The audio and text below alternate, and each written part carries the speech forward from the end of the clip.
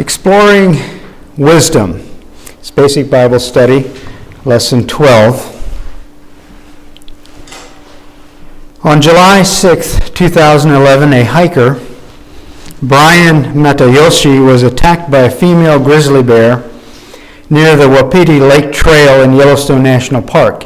He and his wife were visiting the park as hundreds of thousands do each year. Apparently, they surprised the mother grizzly and her cubs. The National Park Service issued a statement saying, in an attempt to defend a perceived threat to her cubs, the bear attacked and fatally wounded the man. Though the man did not intend to harm the bear or her cubs, she did not know that and responded according to her nature with fatal results. As dangerous as it is to cross paths with a mother bear and her cubs, the Bible tells us it is even more dangerous to cross paths with a fool. Proverbs 17:12 says, "Let a bear robbed of her whelps meet a man rather than a fool in his folly." On Easter Sunday, 2013, the southbound side of I-77 near the North Carolina-Virginia border was closed for hours following a massive chain of accidents. Police later reported that 17 different collisions involved 95 cars and trucks. The wrecks left 3 people dead and more than 24 injured, many of them seriously. The cause of the accidents were people driving into a thick fog that descended over interstate that Sunday afternoon. A police spokesman said visibility at the time this accident occurred was down to about 100 feet or less. As people continued to drive blindly forward, they could not see the danger that lay just ahead of them until it was too late. Prudence reminds us to be on guard for danger, not just in the present, but in the future as well. Because of the way our minds work, we often tend to discount what may happen in the future simply because it hasn't happened yet. But Proverbs 27:12 says, "A prudent man foreseeth the evil and hideth himself, but the simple pass on and are punished." Exploring Wisdom. In our class today, we will consider 4 Old Testament books as wisdom books. They are as follows. Number 1, Job. Number 2, Proverbs. Number 3, Ecclesiastes. Number 4, Song of Solomon. These 4 are considered wisdom literature. Job, Proverbs, Ecclesiastes, and Song of Solomon. We'll do some snapshots of these 4 books. Primarily, we'll spend our time looking at the book of Proverbs as a source of wisdom. How should we be reading wisdom literature? How should we be looking at it? How can it benefit us? What's the best way to use it? That's the focus of the class this morning. Wisdom is the ability to make godly choices in life. This is the essence of wisdom. Knowledge plus experience. Out of the experience of knowledge, we make wise choices. Our choices must always consider God. That is wisdom. Wisdom literature helps us to make these godly choices. It gives us the advice that we need. There's so much experience detailed in wisdom literature to help us to see how God operates with man, to see what the results are of making those godly choices.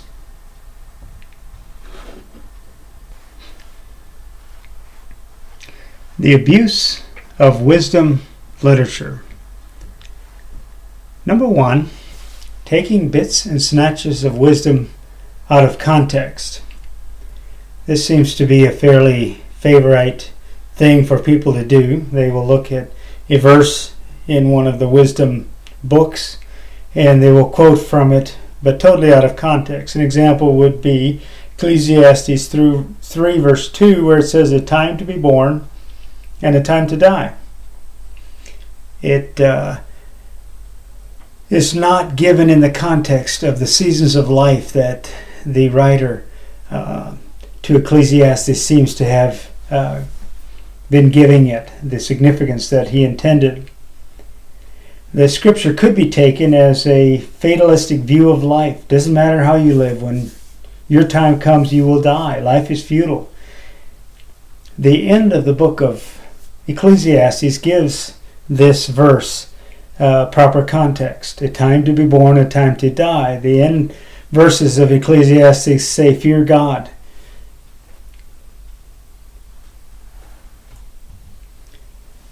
Number 2, misunderstanding of wisdom terms and categories. The example would be the term fool. We think of a fool perhaps as someone who is not too bright, or he may be an idiot, or something like that. But a fool, in the Bible sense of the term, is one who rejects God and his claim on life, not a person who is mentally challenged. Proverbs 14, verse 7 to 9 says the following, leave the presence of a fool, for there you do not meet words of knowledge. The wisdom of the prudent is to discern his way, but the folly of fools is deceiving. Fools mock at the guilt offering, but the upright enjoy acceptance. Number 3, failure to follow the line of argument in a wisdom discourse. One of the results of taking something out of context is to not understand who's speaking. And a case in point would be in the book of Job, where there's dialogue. We can quote a single passage from that book and be quoting something that's totally incorrect, because it is in fact the opinion of one of the friends of Job rather than that of God or of Job even. Job 15 verse 20 would be an example. The wicked man writhes in pain all his days through all the years that are laid up for the ruthless. Well, does the wicked really writhe in pain all his days? Well, this was just the opinion of one of the friends of Job. And it was a spiel of the miserable comforter of Job called Eliphaz. He was wrong. And we need to be careful that we don't take what he has said as truth. Guys, wisdom is not something theoretical or abstract. Yeah, you can gain wisdom, and there is a lot of theoretical or speculative wisdom that can be found, but it is not primarily that. Wisdom allows us to make right choices, as we mentioned earlier. Wisdom allows us to make right choices. Wisdom, by biblical definition, has nothing to do with IQ.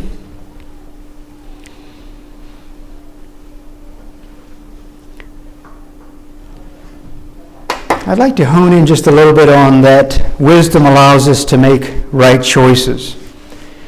Choices you will make tomorrow morning. Wisdom allows you to make good choices. When to get up in the morning, what to do first, where to work, whom to speak to, what to accomplish, what to eat, what to wear, who to associate with. These are short-term choices. And then there's long-term choices, which end up having serious consequences for all of us, especially as young people. These long-term consequences will feature into the choices that we make. Where to live, whom to marry, what kind of work to engage in. These are long-term choices. And as we look at these choices, what do we have to have? We always have to have God in the picture. God has to be prominent in making these choices. And we look at them from a perspective that the Proverbs would give us, and Ecclesiastes would give us, and so on. Okay, the teaching of wisdom. Wise men occupied a position in Israelite society. They were the sages, if you will, the wise men, and the people you went to for advice. They were considered on par with the priest and the prophet. They were like a substitute parent, if you will. They would go to this wise man and ask for wisdom, to gain wisdom. Wisdom in the home. This was stressed very much in the book of Proverbs, where the wisdom of the parent was very much in play there. A parent teaches by helping the child make wise choices, choosing good friends, making practical choices, in life. This was often taught in the home. Wisdom among colleagues. Wisdom can be gained from those people you work with, those people you go to church with, those people that in your youth group. Listen. As a young person, listen up and gain wisdom. We are so prone, and I find myself doing this, is so prone to quickly dismiss something that somebody else says. We just like, oh, well, that's him, whoever it is, I'm not going to even listen to what he's saying. Wisdom is gained through through experiences, our own experiences, but also through the experiences of others, right? And that's a cheap way to get wisdom. We don't have to knock our heads on something. Somebody else did, and now we can gain from that, right? So wisdom can be gained from those around us, but we've got to listen, and we've got to determine whether it's good stuff, if it's godly, if it's right. Kinds of wisdom literature. Monologue is found in Ecclesiastes, where the preacher, as he calls himself, Solomon, actually just goes on and on and on in monologue. And that's what we call monologue wisdom. Dialogue wisdom is found in Job, where you have the interchange between Job and his 3 friends and God in the end, 4 friends and God in the end. Proverbial wisdom, strangely enough, comes from Proverbs. Speculative wisdom comes from Ecclesiastes and Job. Lyric wisdom from the Song of Solomon, or the Song of Songs, as it's often called. Types of wisdom.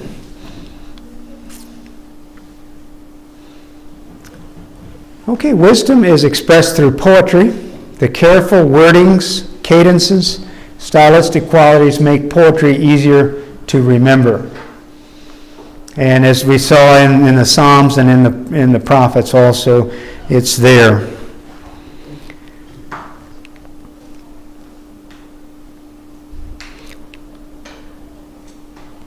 Poetry techniques used are ones we've seen before, parallelisms. The parallelisms that we talked about in this class have been synonymous parallelism. What is synonymous parallelism? Anybody? It's a restatement of the same truth. Okay, a restatement of basically agreeing. The second line in the poetry basically restates the first one. An example of that in the wisdom literature would be Proverbs 7:4. It says, "Say to wisdom, you are my sister, and call insight your intimate friend." Restating a truth. That is synonymous parallelism.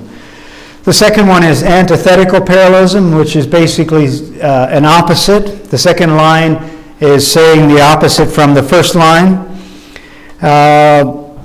Proverbs 10 verse 1 says, "A wise son makes a glad father, but a foolish son is a sorrow to his mother." Antithetical parallelism.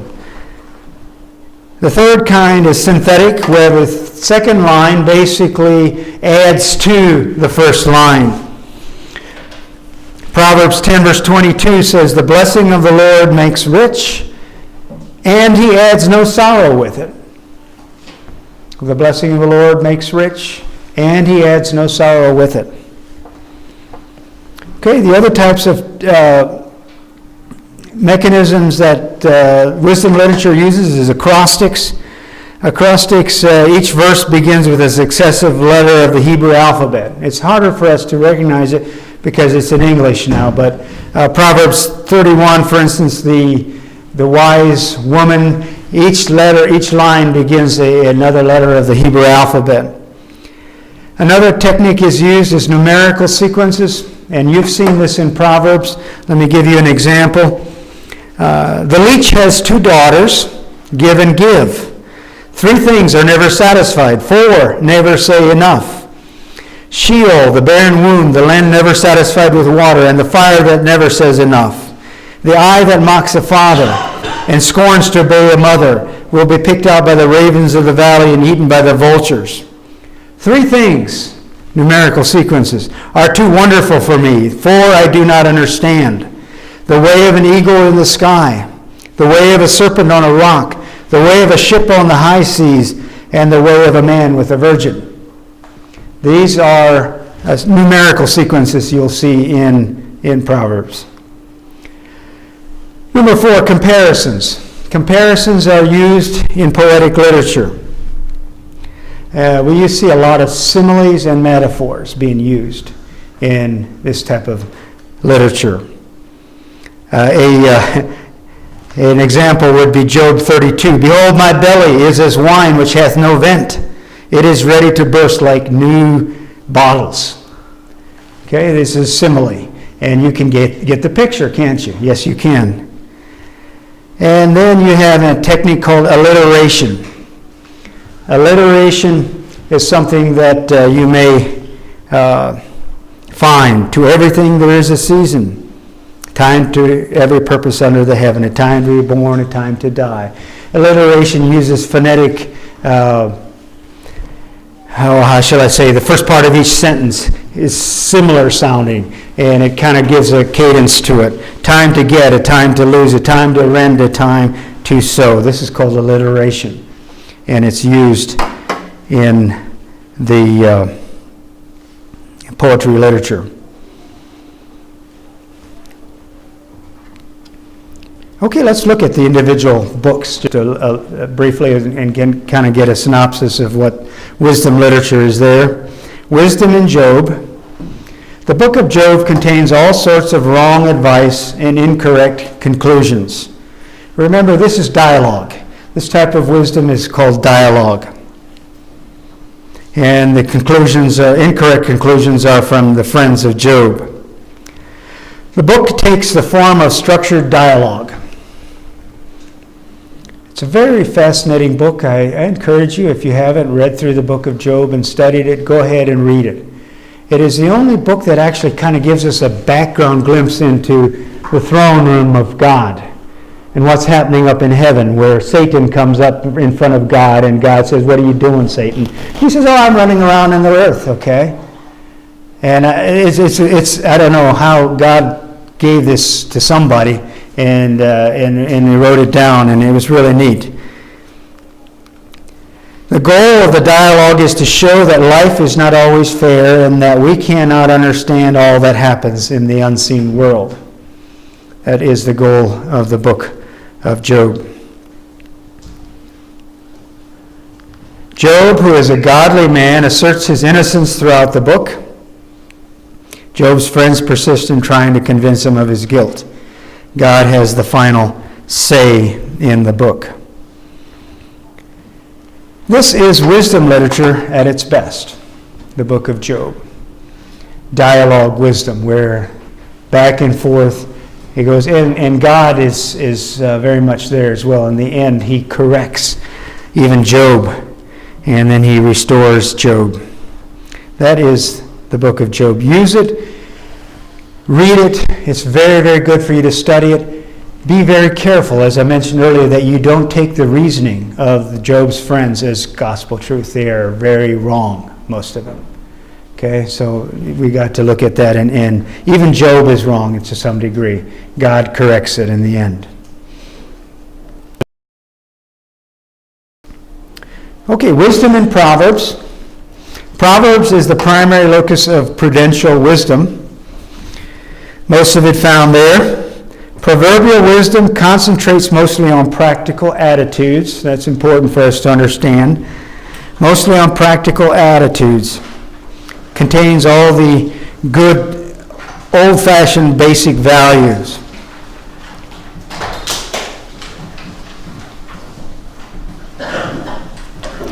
No parent wants his child to grow up unhappy, disappointed, lonely, socially rejected, in trouble with the law, immoral, inept, or broke. And so let him read the book of Proverbs. And it's all about parents and children and gaining wisdom. Proverbs provides a collection of pithy advisory statements designed to keep him on the good path. That child is kept on the good path through these advisory statements. Someone know what the word pithy means? A piece of pithy wood is what I think of. Something half rotted, but it Okay. looks like something. Okay, that's true, but pith is what? The pith in a tree is what? It's actually just a thin layer, if you will, right under the bark of the tree, and it's where what? The sap goes through the pith of the tree. So when we say pithy, it's a thin layer, but it's got really good stuff in it. Okay, and it rots quickly because it is the type of material that it is. But pithy is something that is very condensed. If I say something is pithy, I say it's very condensed, but it's loaded, if you want to use the term. And that's what Proverbs are. Proverbs are pithy. There is just a lot of truth in a very condensed little statement there. Proverbs presents a sharp contrast between choosing a life of wisdom or a life of folly. That's what Proverbs is busy doing throughout. Proverbs characterizes folly by such things as, and I'd love if we had the time to look up some of these references, but folly is characterized in Proverbs by the following. Violent crime. Violent crime is folly. If you looked at chapter 1, you could see that. Careless pledging, chapter 6. Proverbs talks about the folly of careless pledging. Laziness is a big thing in Proverbs. Go to the ant, you sluggard. And that's folly. Malicious dishonesty is in chapter 6, verses 12 to 15. I would encourage you all to read these portions in your time after class sometime. Sexual impurity. That's a big part of Proverbs. The advice to the young man a lot of times about sexual purity. Saw the young man from my casement window walking out, and he meets this harlot in the street, and she entices him into her house. It's a good advice. It's very sharp warning for sexual impurity. Okay, the use of Proverbs. A proverb is a brief, particular expression of truth. Notice the word brief and particular. We have a modern-day proverb that says, look before you leap. How many of you have heard that proverb? Look before you leap. Most of you have. If you wanted to state that in more technical terms, you would do the following. In advance of committing yourself to a course of action, consider your circumstance and options. I can hear Benjamin going out there. In advance of your circumstances, of committing yourself to a course of action, consider your circumstances and options, right? In advance. Don't. And somebody else comes along and says, look before you leap. Which one are you going to remember? Look before you leap. Saying the same thing. Saying the same thing. And that's what Proverbs are all about. As you read through the book of Proverbs, that's what it is. It's a short, pithy thing that tells us a lot of truth. It's just loaded with truth. Another example.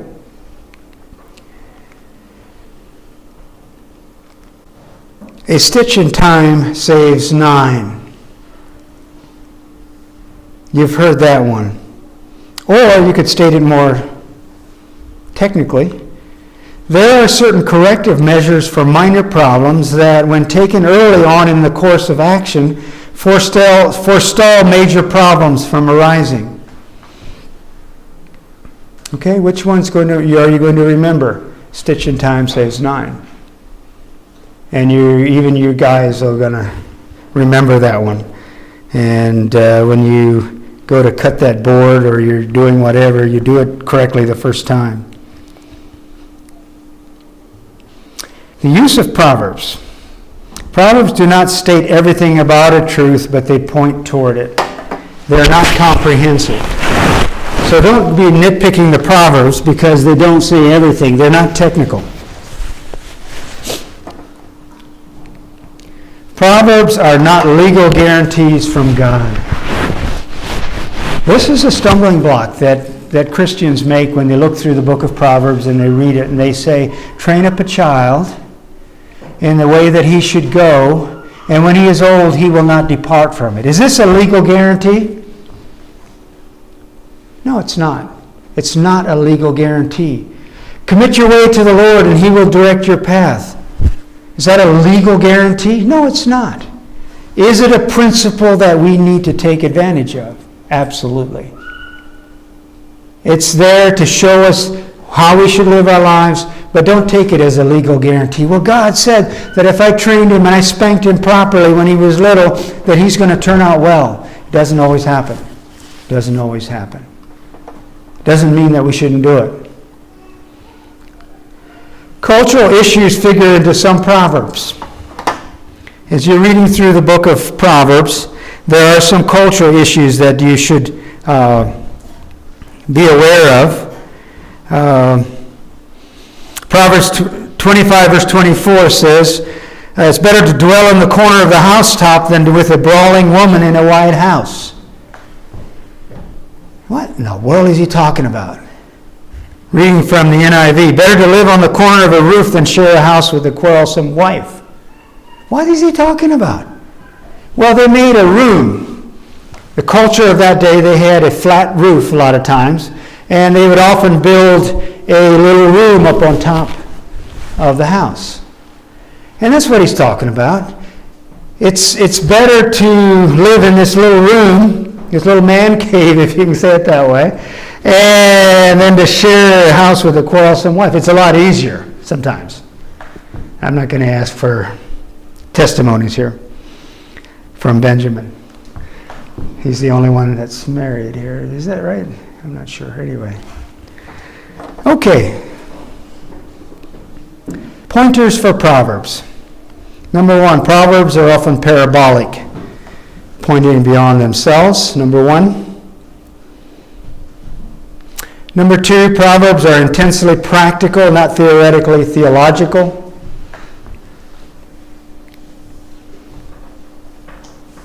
Number three, Proverbs are worded to be memorable, not technically precise.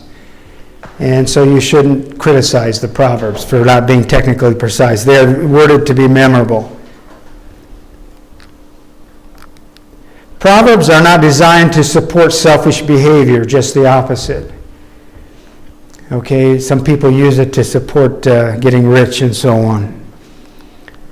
Number five, Proverbs strongly reflecting ancient culture may need sensible translation so as not to lose their meaning. Number six, Proverbs are not guarantees from God, but poetic guidelines for good behavior.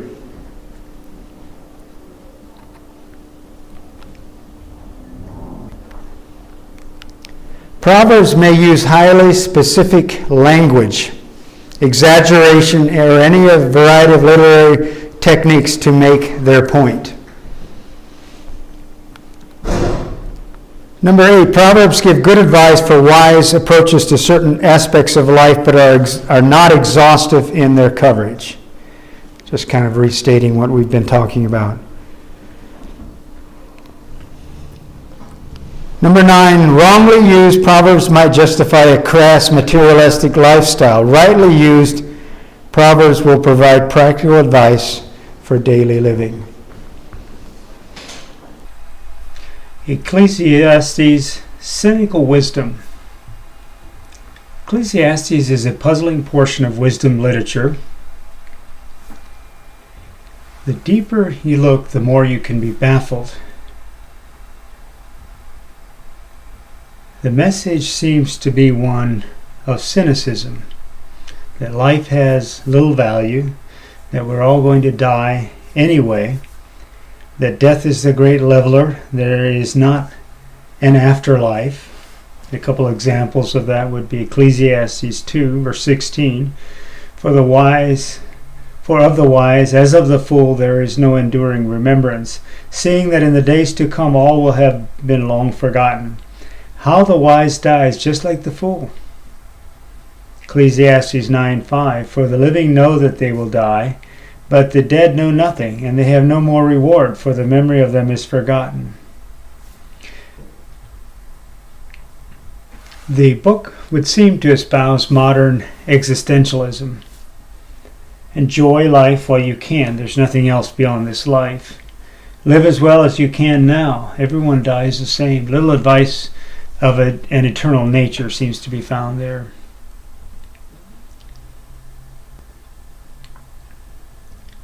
Ecclesiastes is given in Scripture as a foil, a contrast to what the rest of the Bible teaches. The contrast is presented in Ecclesiastes 12, verses 13 and 14.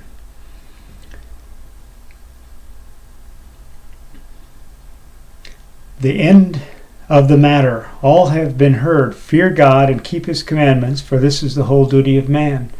For God will bring every deed into judgment with every secret thing, whether good or evil.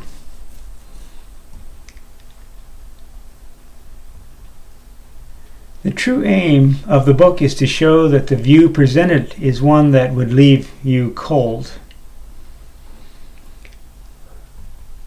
unsatisfied.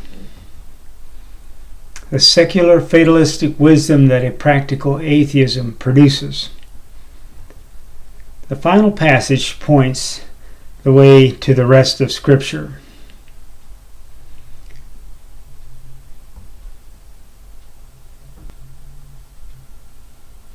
Wisdom in the Song of Songs, or the Song of Solomon. The Song of Songs is a lengthy love song, an extended ballad about human romance. It is written in the style of ancient Near Eastern lyric poetry. You might call it lyric wisdom. The song is not an allegory of God's love for Israel, an allegory of Christ's love for the church.